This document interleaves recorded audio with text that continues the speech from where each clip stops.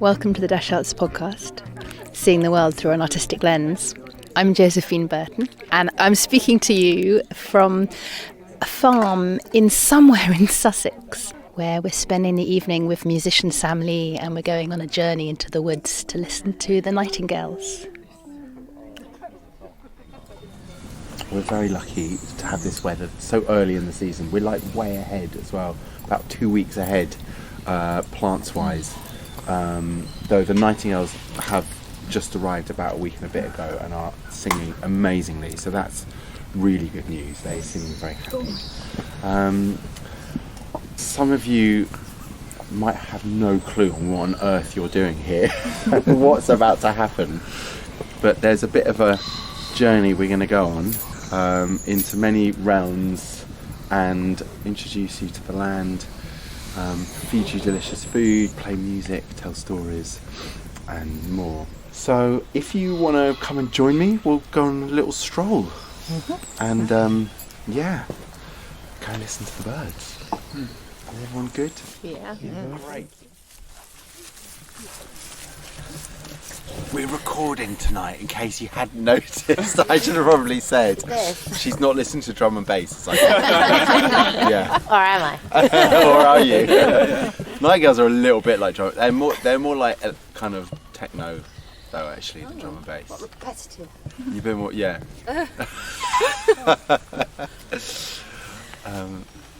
Great. Coming a little bit closer, because then I don't have to holler across you all. Great, I thought I'd bring us to this spot because this is wonderful for birdsong, more so when 30 people don't charge into the middle of their territory. But there's the blackbird. So the blackbirds are going into their alarm call, which is a very preceding darkness. That kind of rising up. You often, if you're walking and you disturb a blackbird, they'll fly diagonally upwards. So we've got this amazing rising up of the evening chorus in preparation for night, and I just want to maybe paint a little picture of what's going on here, but across the surface of the earth right now on this shadow line. If you imagine we were to lift off out of Sussex into space and look down, we'd see this dark encroaching shadow heading west. If you were to listen down onto that shadow line, what you'd see is preceding it is this enormous wave of song kind of surging up like a kind of tidal bore, like a kind of tsunami of song as the birds are preempting nighttime. And this is exactly contiguous with that entire longitudinal line going down through Western Europe.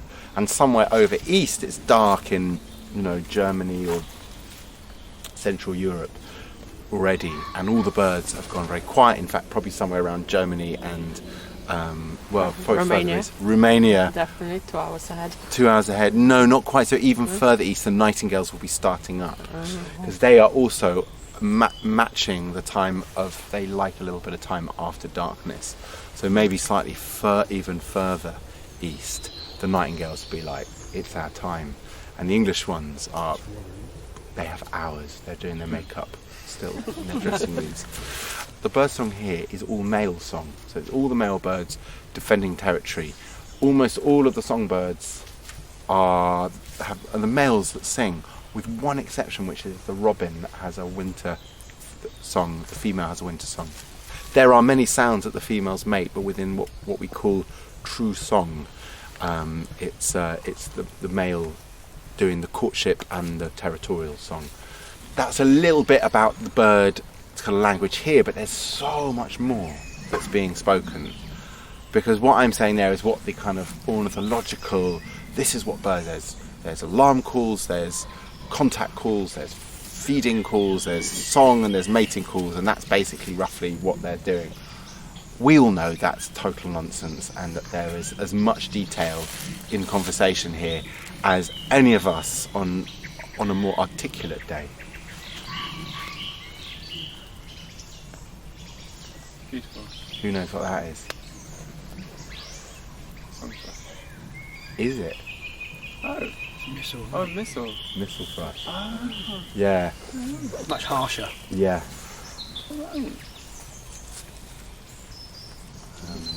It's kind of sad to leave here with the. That's the last robin, one of the last of the singers. All right, I'll lead us back. You can ask me any questions on our way. We're going to go down that route there. Well, the night fast approaching, to the woods he resorted, with woodbine and ivy his bed for to make. There he dreamt about sighing, lamenting and crying. Go home to your family and your ramblings forsake. On the 5th of November I've a reason to remember, when first he arrived at his family's front door. Well, they looked so surprised when first he arrived, to behold such a stranger once more in their sight. And his children came around him with their brittle prattling stories, with their brittle prattling stories, to drive cares away. Now they are united like birds of one feather, like bees in one hive, contented they'll be, contented is he, and he'll go rambling no more.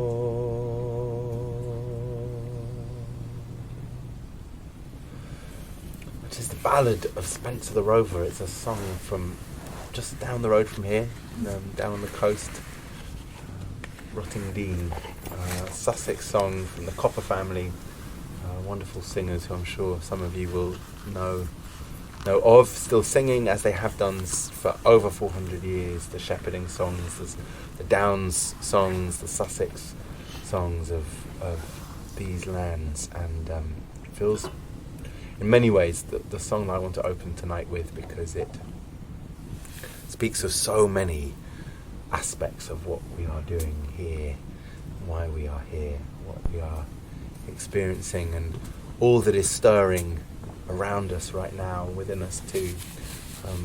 It's a song that speaks quite unusually of a man in a state of desperation, of depression. Unusual for its reference in folk song. Not a subject that's often dealt with, but he's reduced and confused. He has a wife and family, and he's squandered his gold and jewels, and he's found himself destitute on the road, wandering aimlessly. He's lost. He's sick in heart and mind. And it's his encountering of the cool water of the spring, his encounter with nature, that begins this journey of restoration, of healing. He is taken into the woods, resorts to the woods, and we are resorting tonight ourselves. And there in the darkness, he is wrapped in the woodbine and the ivy, the honeysuckle and the ivy. These two creepers encase him into his cocoon, where he goes on what I call the English shamanic journey. This metamorphosis, this purging of his ills and his sorrows and his sickness. And he falls into a state of tumult and terror, weeping and sighing and crying out into the night. And in this peak of distress comes the voice Go home to your family and your ramblings forsake. So the song says. That's the theme of tonight, coming home. That's what's happening right now. All around us, the birds have returned from their mighty journey from sub-Saharan Africa. Not just the nightingales, the chiffchaffs, the cuckoos, the blackcaps, many others. They felt that twitch of the feather at some point just a few weeks ago to say it's time to make this long journey back to the very spot that they were born in, the very thicket that these nightingales emerged from an egg a season or two ago, however old they are. They've come back to where they know, where they need to be. As far east as Western Mongolia and as far west as East Devon, we listen to nightingales. And that impact of a bird song, sung so sweetly in the silence of the night, it's a perfect, quintessential spring night, not a breath of wind, total stillness, bar a Boeing 737.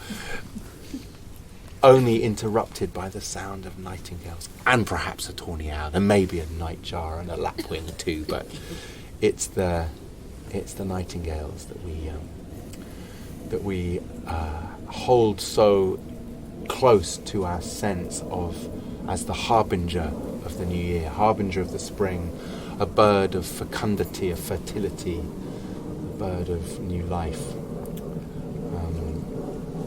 So we shall soon be listening to them, but in the time that we have until they start their magnificent night chorus, we've these hours to while away with songs and stories in preparation for the great arias that we'll be fortunate enough to hear. So thank you, everyone. Thank you for coming and daring into this archaic, ancient, and yet very now space. This is something that we do need to do more. Do you agree? Yes. Amen. Well, I'm going to hand over to the wonderful Jack Durtnall to play us some songs and tell us some stories, and you'll hear him. Thank you, Jack. Thank you.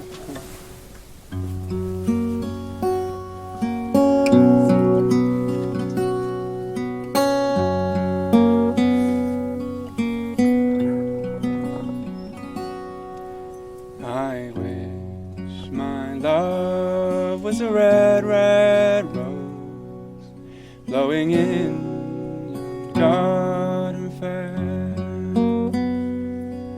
and I to be the gardener of her. I would take care.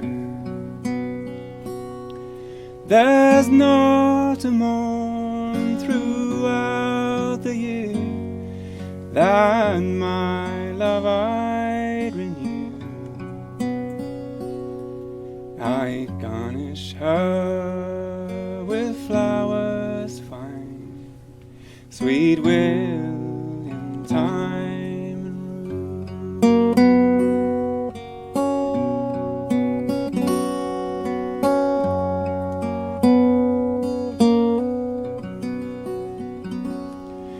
I wish I was a butterfly, I'd light on my love's breast. Or if I was a blue cuckoo, I'd sing my love to rest. Or if I was a nightingale, I'd sing the daylight clear. I'd sit and sing for you, Molly, for once I loved you, dear.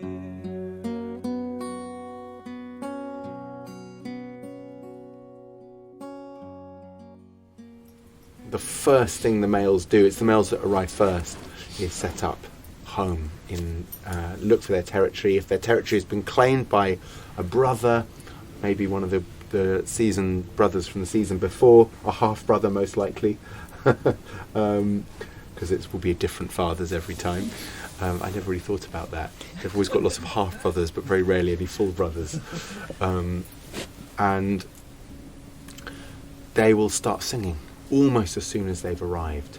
It's always a little bit hesitant to start, but depending on the wind direction, we've had really soft, warm south-easterly winds and southwesterly winds. If it's coming from below, that helps bring the females over, and they're singing upwards and outwards in the night time extremely loudly, 90 decibels. They're a very, very powerful bird, to let the females know where they are, so that as they migrate, and the females come in many different waves and are moving around looking for territory, they hear the male, they inspect the song first, they judge whether the song is strong and virile, whether it's got muscularity, an indicator that the bird has worked hard to find a very good patch, full of food and a good place, safe place to raise their young, because they're ground nesters, so it needs to be densely protected, hence the blackthorn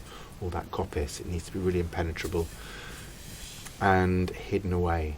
And then eventually they'll mate, and the minute they mate, the male stops singing.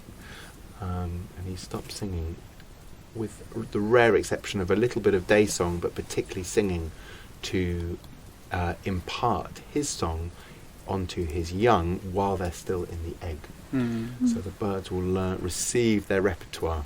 And we know this from studies, not of nightingales, but of other birds, particularly the zebra finches, that if you remove an egg once born and isolate it from the parental song, then they don't develop their song. It becomes this corrupted, very sort of unevolved song. So they're listening through the shell, both to their parents but also to others.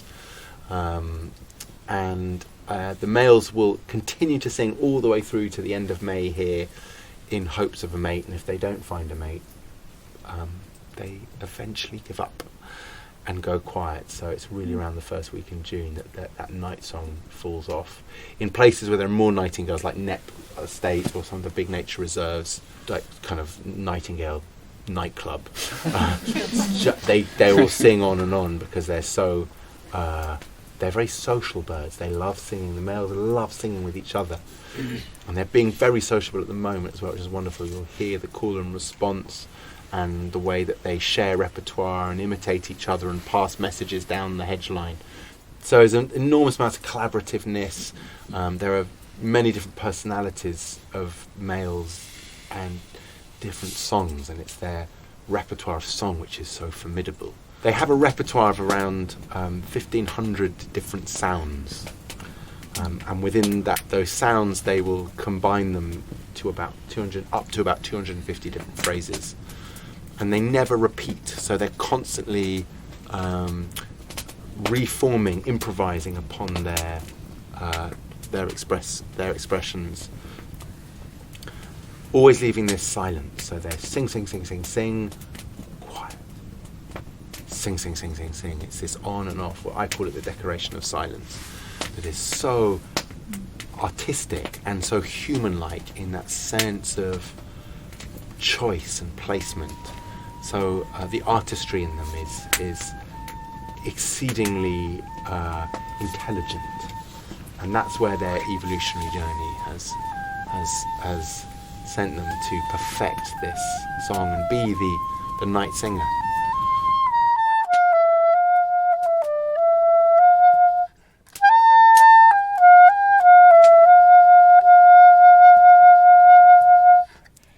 Bredane brera bricht, bredane trouw. Kinders come of love to crave. Blissful beard on me du rauwe. Oh, grace to me migrave. bird on a briar, bright bird on a tree. Nature comes, oh love, love to beg. Blissful bird on me, have pity, oh pray grant me my grave, pray grant me my grave.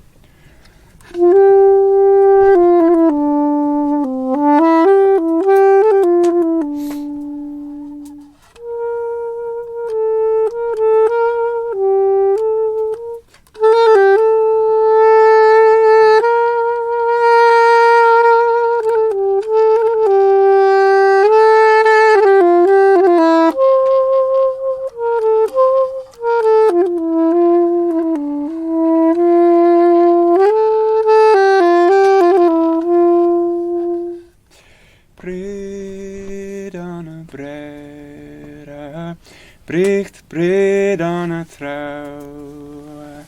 Kind is come of love, love to crave. Blissful beard on me dura. O grace, tu me. Tu me migrave.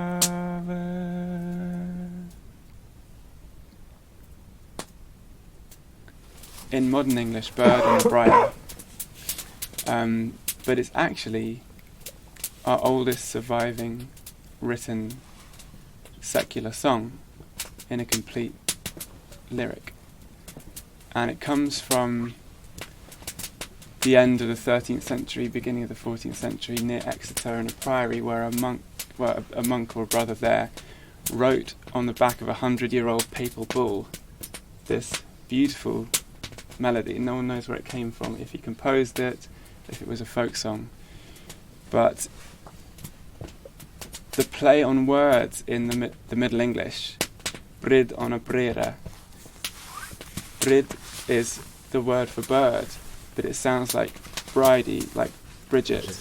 It also sounds like birid, which is the word at that time for a woman. So you may kiss the bride is actually you may kiss the woman that you're marrying, if you're marrying. So it's this really intricate wordplay, and it's really singing to this bird, but is the bird the woman? Is this a personification of the love? And it's a very rich interweaving of language, which gets lost in the modern English, but yeah, it's a beautiful song. I'd like to just take these last few minutes to prepare us to head down. But we're not going to use torches. We're going to go in complete silence, in single file, on a meditative walk of about half an hour maybe, very slowly. It's a bit boggy in parts, but we're going to go, I'm going to take us through the forest on a windy path and enter out into where the nightingales are singing. And we're going to gather round, and Jack and me are going to enter into this collaboration, this communion with the bird, where you will hear they are very aware of us being here, and they're very accepting of our music and very playful with us too. We will be sitting very close to them, very close, unbelievably. I invite stillness into this experience. We have stools. We're going to give them to you when we do the little safety briefing before we leave. We'll have a little break in a moment. We've got walking sticks should you need some extra support. And call us in over there, or carry a lantern and beckon us in. You guys come up close. I just want to do a bit of a last... Oh, wow. Oh, do you know what that was? Oh, that was the most terrifying sounds of them all. It was an owl, but what type of owl was it? Barn owl. Yeah, the screech owl. It was a barn owl. Oh my god, I'm scared now. God, I've got you guys. So, little last safety briefing, because we are going to be a long line, and we're going to move as a wolf pack does, which means we're going to walk with the slowest members of the family up front, so you help set the place. So if you identify as slow elder wolf, come up with Jack and me, and that way you can you won't get left behind. Any other questions? All good? Great, let's get going.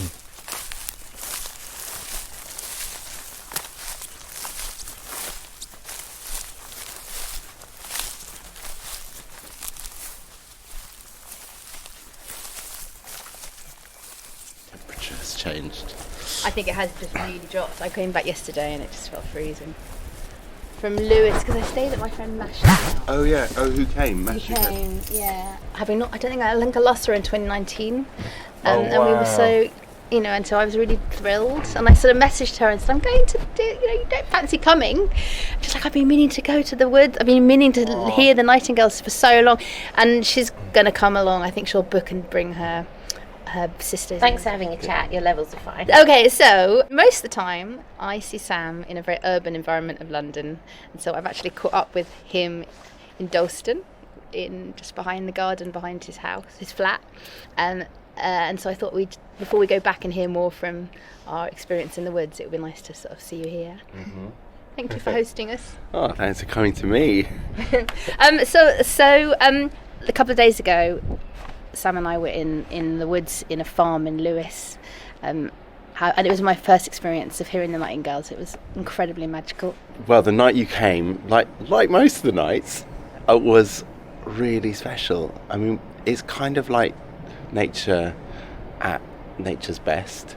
It was the leaves weren't quite on the trees, so there was moonshine pouring through the woods. You had full stars. It was absolute mill pond still, and the nightingales sang so beautifully. We actually went to hear a nightingale that I'd never heard before that night. I moved away from the one that we've been working with for that week and found a new one, and took us up onto the railway line, a slightly different place than we've been yet. How many people normally come on the experience who, like me, who've never heard the nightingale before? So every night I do ask how many people have heard a nightingale before, and like the night before you, none had. There was 40 people, none had ever heard a nightingale. Your night had, 5, 6, 7 hands went up. Yeah. So it's really interesting. It varies, and most of the time it's a tiny percentage. So, adding that all up to the number of people that come through, which is 1,200, it's probably only about 40 or 50 in total who have ever heard a bird. So it's a tiny, tiny fraction of the audience. I think the first time I heard it so clearly, we were walking through the woods, and as you say, it was so beautiful. We were, we'd been encouraged to turn our phones off. So it was just, we sort of slowly making our way through this very, very silent wood. And I was quite disorientated initially, because I was like, physically, I'm used to hearing birds song in the day, and it's clearly night, and I'm sort of watching my footsteps as I go, and I can barely see anything, and I'm feeling a bit tired. And yeah, this is the sound that you associate with like daylight life and busyness. And I caught myself physically having a strange reaction to it. Yeah, and I feel it the same. There's something contrary about it, that at a time where we associate with such quietness, there's something wild going on. Yeah. And it's almost as though at first nature's off kilter, and actually then you realise no, it's that we're off kilter, because we've learnt, our baseline is that this is not a time of activity. Actually, that's totally wrong. The night is a very noisy time. It's just we don't ever have that opportunity to listen. We've come to some sort of assumption that's what it's like where we live usually. Yeah. And so how did it all begin for you? Like, why did you establish it, and how? Well, it's grown from 10 years ago when I first went to that site. I went down to the woods, was tipped off they had birds, because I was asked to make a little programme on Radio 4 to honour the 90th anniversary of the famous first ever live radio broadcast, which was Beatrice Harrison, the cellist, and a nightingale. That will be 100 years this year. Yeah. This month, right? In May, Yeah. May 19th. And I went down with the musicians, and we holed up in miserable weather with the nightingale right next to us, and we started making music. And while we were doing that, the nightingale audibly got louder and started to adapt his song to what we were playing. And this was such a surprise. I'd only listened to the birds, I never made music with them, that I realised there and then this was something quite phenomenal and people needed to hear it. So the next year I was in touch with Brighton Festival and they wanted me to do something. I said, well, how about we try these concerts outside? And they were really game, and they put 60 tickets up and they sold in about 15 minutes. And so the next year I was like, okay, I'm doing this myself. And it's grown from my mate cooking over the fire for about 20 people to 40 events in 7 weeks for about 1,500 people. Yeah, so it's really grown and become, a campaign. So, that famous recording, the cellist, I understand now, wasn't actually duetting. It was. It's fake news that it wasn't. It's very. It's been totally that it was a erroneous bit of journalism. I'm really happy to hear. I mean, I'm happy for us to for this story, for the podcast, but also just it's a beautiful story. And so presumably then, when Francesca, who I know is cellist, she was walking in like some serious footsteps, then taking the cello into the woods. It was a grey, slightly drizzly day, and sometimes walking in footsteps is not always a comfortable experience. But I think they were all really quite surprised, like I was when they started playing. And this bird just completely latched on. And they've both been back. Flora and Fran have both come back and played with the nightingale since, which has been really nice. So they've had a chance to do it on their own, because they were doing a string section at the time, so it wasn't improvising so much. So I love that your sort of instinct that the nightingale adapts their song in conversation with and in collaboration with the artist, because I was really kind of grappling as I was listening. I was trying to kind of work out whether there was what the relationship was, whether it was responding, whether it was trying to drown you out. There was a rivalry in the singing. I'm really interested. Do you play in your head with what's going on for the nightingale? I mean, do you have different interpretations every time? So the thing I asked the artist to do, and that I have to stay well away from, is going into my head. It's very easy to project human attitudes, Western human attitudes, onto what's going on, to try and scientifically interpret. And there is so much more that is happening within birdsong, and we can try and reduce it to rivalry, competitive, collaborative. But the times where the magic really happens with a musician is when you know that they are being so heart-led, and the musicians that have this kind of wild connection with a wild bird, and the bird recognises that. It's a different response every time, and some musicians just, that there's mutuality. And I don't want to say what that is, because the musician will say it's different to what I'll say it was, and there's no way of ever knowing. It's all up for interpretation. And I could really feel that listening to you both, you and Jack, and I could feel the dance that you were playing with each other as well as with the bird. And I particularly felt the moment that Jack played the whistle. if something just shifted for me. I don't know whether there's something shifted definitely in the relationship between the bird, the nightingale at that moment, and the whistle. And I wondered if there were certain instruments that you could feel like. Are there certain instruments which is tangibly different, or do you think it's more meant kind of a heart space for the artist? Yeah. I always say that you can have 3 cellos in a row and the bird will react differently every night. It's not about the instrument, it's about the player.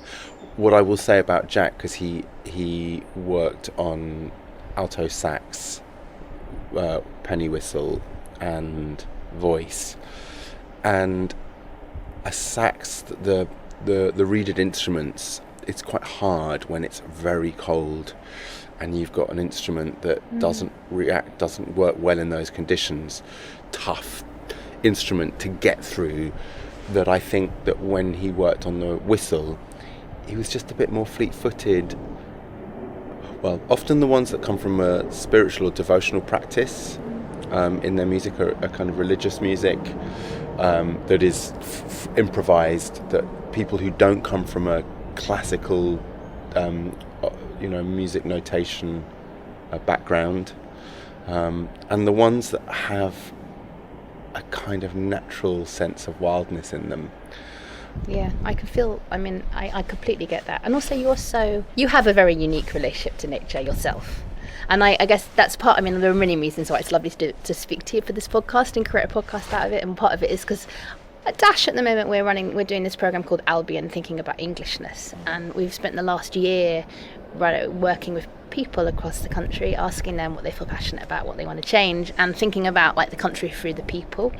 And I thought it would be really interesting for us to sort of have a kind of parallel program thinking about the landscape that will evolve over the next few years. And that's really, really special to speak to you, because I think you really have a very unique relationship with the landscape and how it affects you as an artist. Do you want to speak to that? Well, indeed. The thing is, I think this is the it's easy for me to say this because I'm greatly in love with nature, and we have a country with the most extraordinary variety for such a small land masses of ecosystems, of types of topography and geography and biology, and but I think that landscape and geology and the natural world is one of the most influential definers of identity for so many reasons. It has been maybe more so in the past and less so now that we live a more detached life and more defined by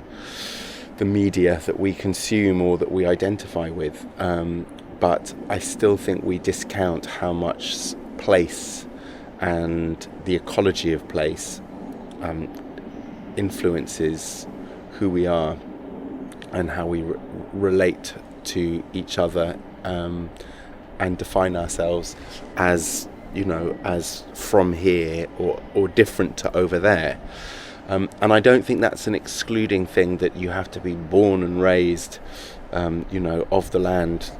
I, like you, have not got a drop of British blood in me, that I feel entirely indigenous to these lands. And that's what indigenous means. It means nascence, comes from the word nascence, birth to where you are born. But I think it's also that idea of where you're born is about where you've had critical experiences or put the time in to be reborn, to find a sense of the mother, the other mother, not just your birth mother, but your earth mother. And that's why I think that we are in a time now where we're really reckoning with actually what is the ecology of our land, where is it struggling, where does it need us to be more connected, engaged, and developing senses of kinship, and how much is that actually part of a more healthy form of identity.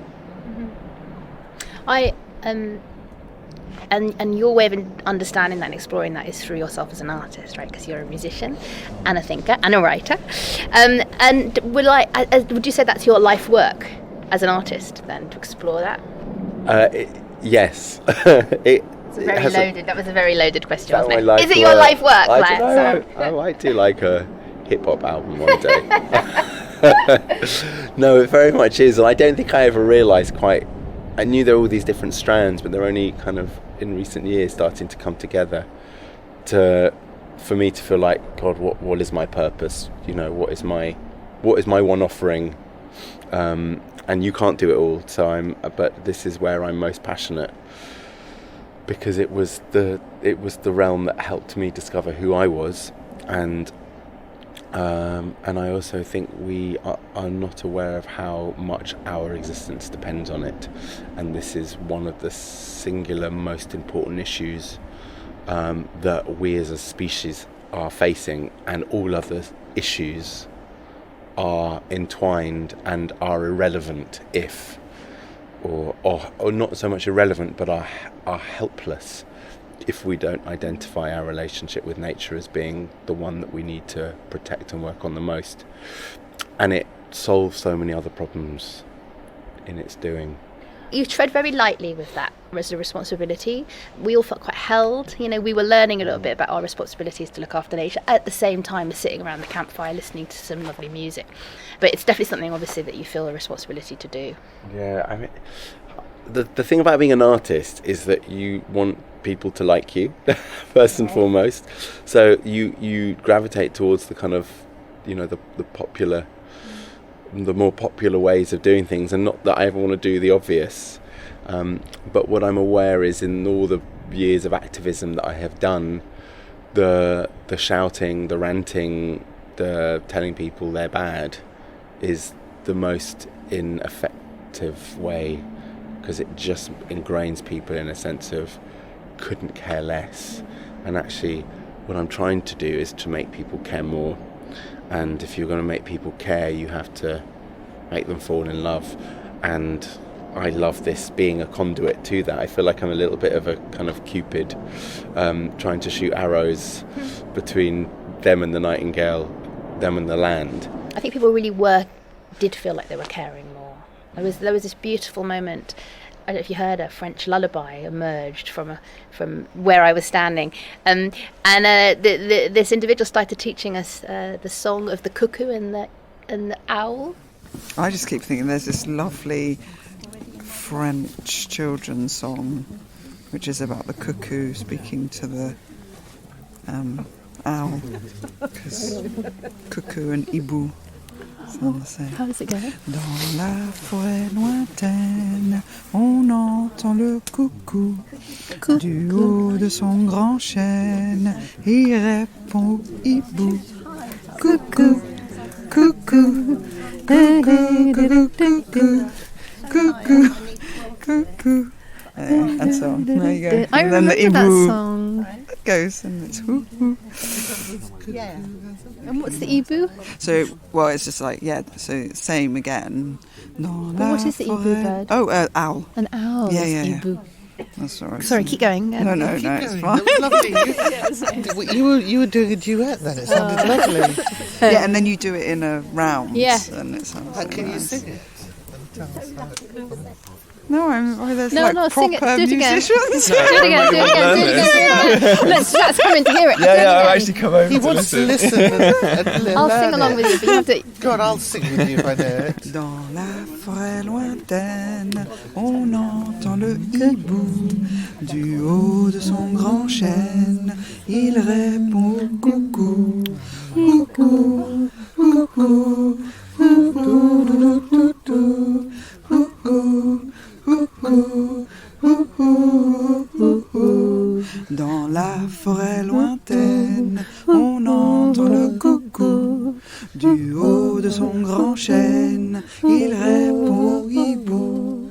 Coucou, coucou, coucou, coucou, coucou, coucou. Those are the moments that I love, because they're the revelations that we've all got our own private moment from somewhere in our history, where we have a cultural gift, and that gift suddenly holds new relevance when it's put into context of the place where the owl and the cuckoo sing. You know, cuckoo's a night singer as well.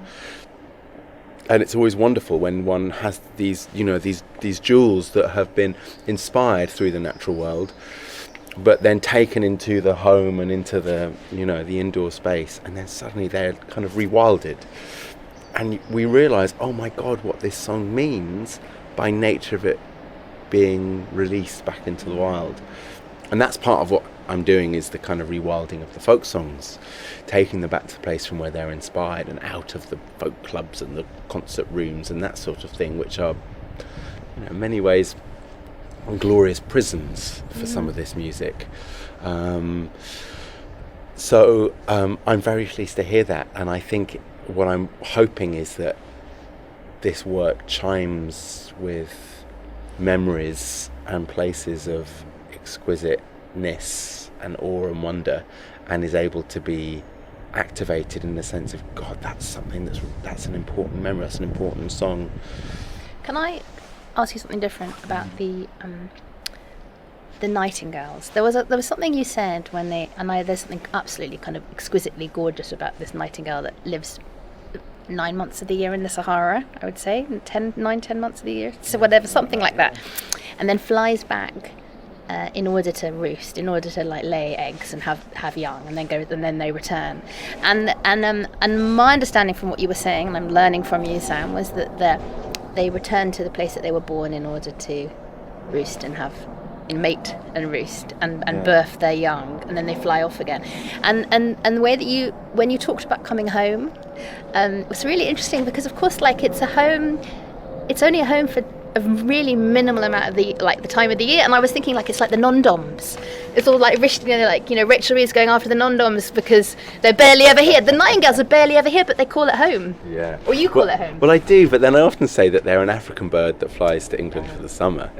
So it depends on the night. It does, totally. But I think they open up that sense of, well, why can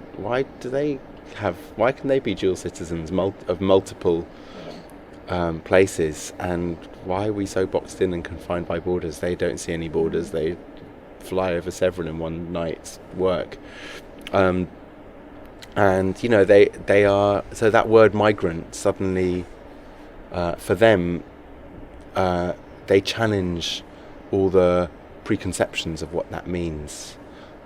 We embrace the fact that they do this incredible feat, and we celebrate it. Yet when humans do it, it's suddenly complex and subversive, or extractive, or challenging. And so I think there's a lot to learn from that about how can actually we imagine the positive side of what migrancy means, and support it and honour it, that they do it out of a need, that their food sources become hard to find, and they move on to places of opportunity, and there's a lot of benefit that they give. The positive that they bring is so enormous, and yet we don't acknowledge that within human migrants, that of all that they can support, local communities, the non-migrants, the settled folk. So it's, I'm not going to go into the politics of that, but I think they hold an important lessons for us.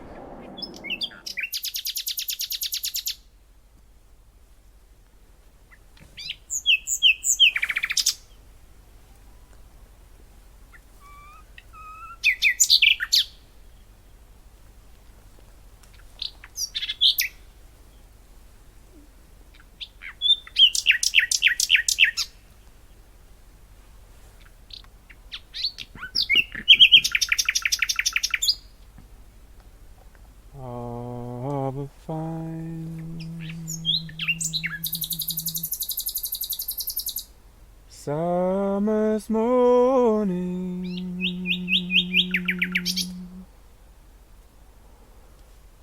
as I rode along down by a clear river, I heard a fine song. It was sung by a fair maid. Her voice was low and clear.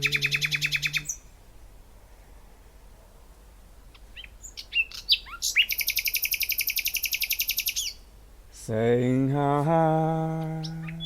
happy would I be if my true love was here. In the few moments after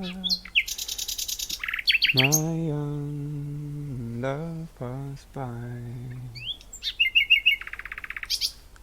she had red rosy cheeks and her rolling blue eyes, expecting this evening true lovers would meet.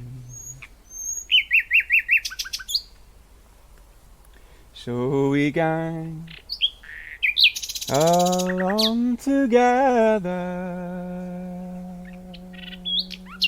till we come unto a shade where the leaves they spread over and scarcely can be heard. But it's no longer in your company this evening I remain.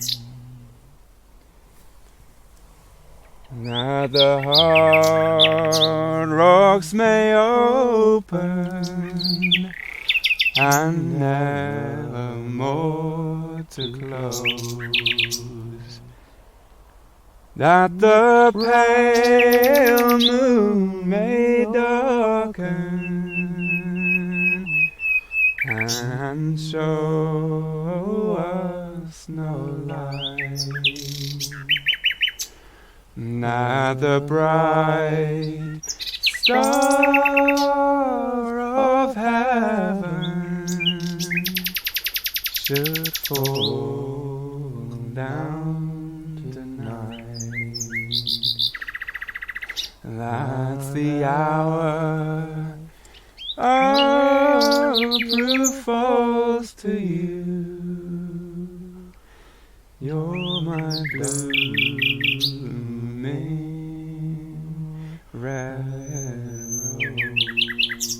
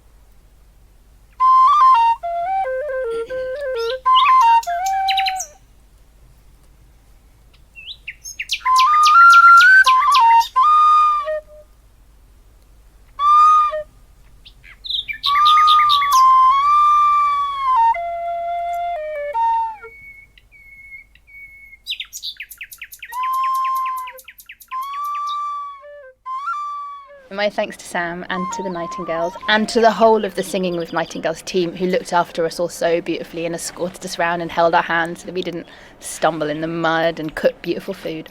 Thank you hugely to Jack Durtnall and his beautiful music and the whole group of us who were with us in the woods who shared their own reflections and humoured us with our microphones.